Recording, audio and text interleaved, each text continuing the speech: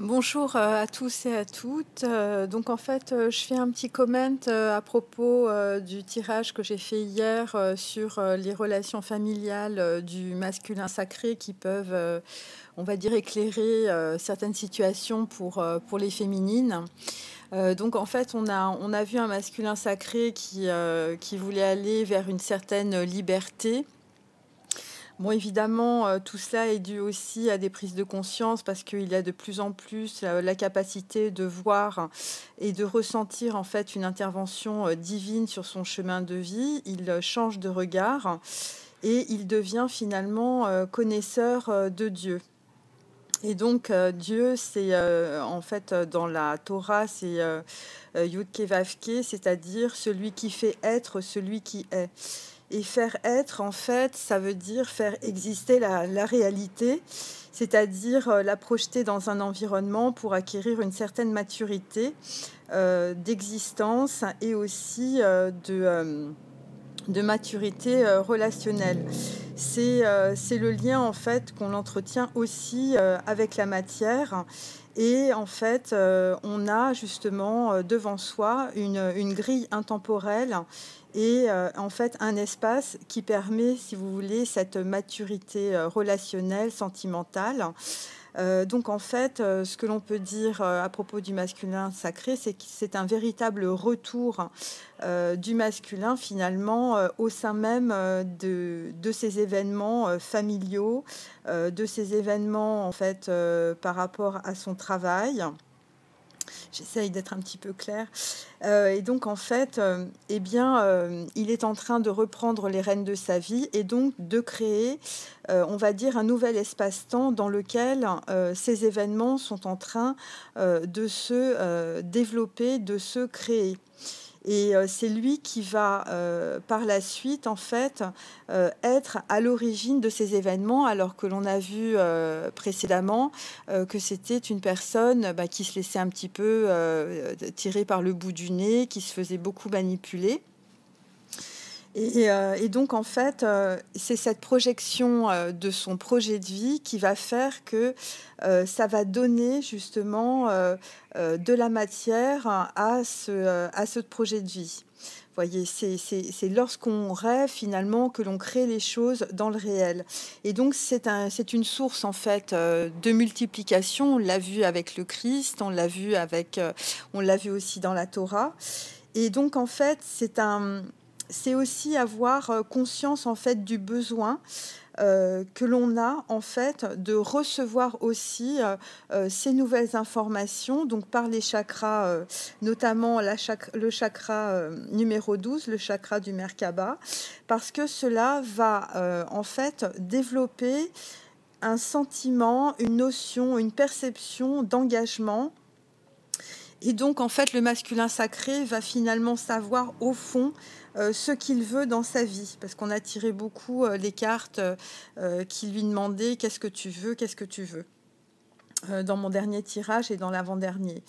Et donc là, le masculin sacré est en train de se positionner avec une nouvelle posture qui est une posture de réception de l'énergie divine, de réception en fait de nouvelles pensées. C'est l'histoire du récipient qui a été vidé dont je vous parle de façon régulière. Et donc en fait, c'est aussi la reconnaissance du rôle de l'autre. Donc c'est pour ça aussi que ça vous concerne les féminines. Et je pense que par la suite, il va y avoir une redistribution de cette conscience en tout cas et de la confiance qu'il va mettre en fait en tout cas dans de nouvelles relations, qu'elles soient amicales ou qu'elles soient sentimentales. Donc en fait, en résumé, c'est une belle avancée du masculin sacré, même si on voit dans la matière qu'il y a beaucoup de problématiques autour de trahison et de manipulation, au niveau professionnel comme au niveau familial. Alors, évidemment, plus le masculin sacré va prendre de liberté, plus évidemment les énergies autour de lui vont développer chez lui des sentiments de culpabilité, évidemment, pour le bloquer et éviter de le faire avancer. Notamment en fait dans la famille, dans sa famille, dans ses relations en fait probablement avec ses frères et sœurs, ses parents et puis peut-être aussi vis-à-vis d'ex-épouses ou d'ex-copines. Eh bien tout le monde va en fait se jeter comme le choléra sur la petite vérole, c'est-à-dire quand il va vouloir par exemple déménager ou tout simplement se déplacer, changer ses habitudes de vie, et bien là, toutes ces personnes évidemment autour de lui vont tout faire pour le retenir.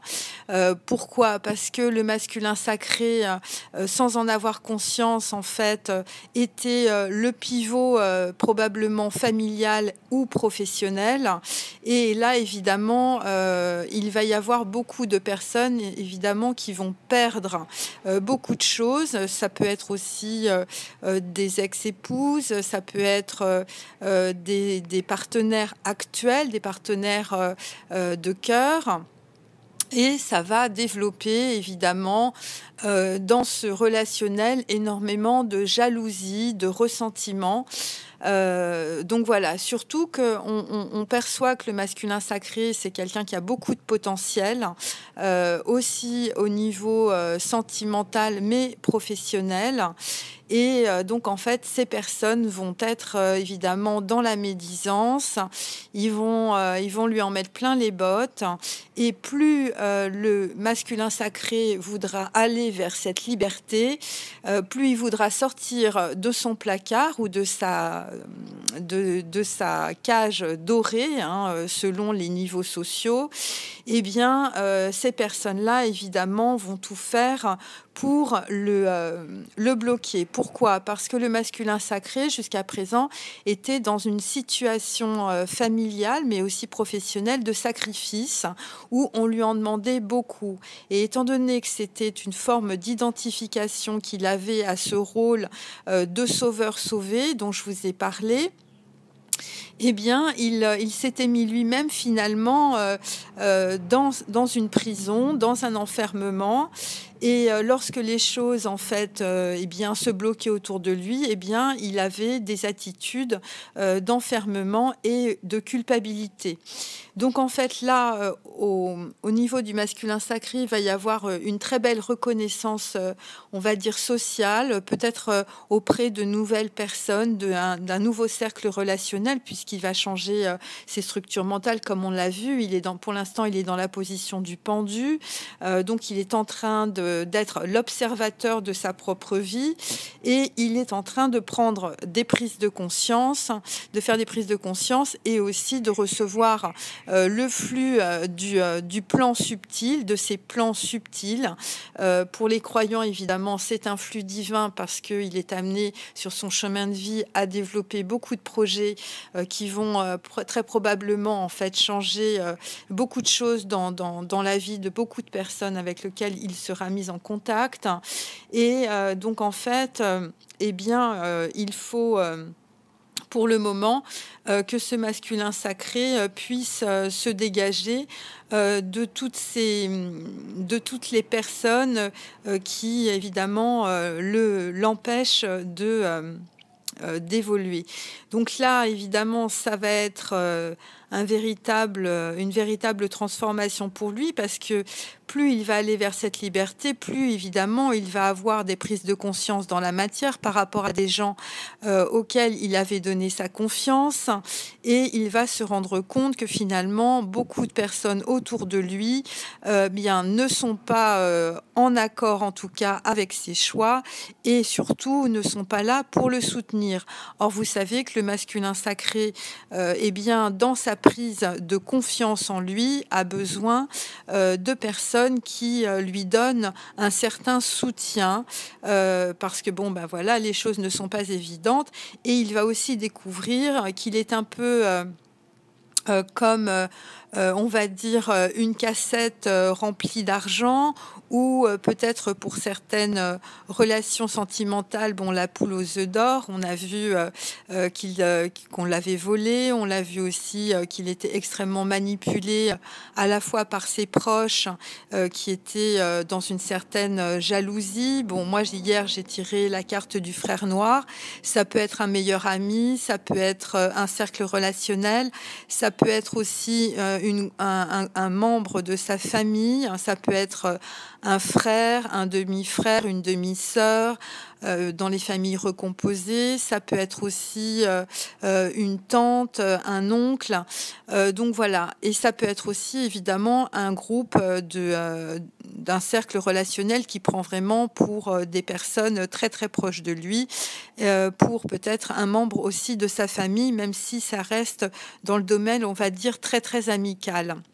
Donc, que va-t-il se passer? Eh bien, lorsque le masculin sacré va voir en fait, eh bien, les nouvelles personnes, surtout la nouvelle image qu'il va avoir de ces personnes, eh bien, évidemment, il va faire les choses d'une certaine manière, des choses complètement différentes, et pour arriver à ses objectifs. Et je pense, là, je vais refaire des tirages, mais je pense qu'il va totalement revoir, en tout cas, la vision qu'il a de sa vie, de ses projets de vie, des personnes qui sont autour de lui, et parce qu'il aura besoin de développer un très grand discernement et une sagesse et une très grande discrétion. Voilà. Bon, et écoutez, voilà, c'est mon petit message d'aujourd'hui. À très bientôt. Au revoir.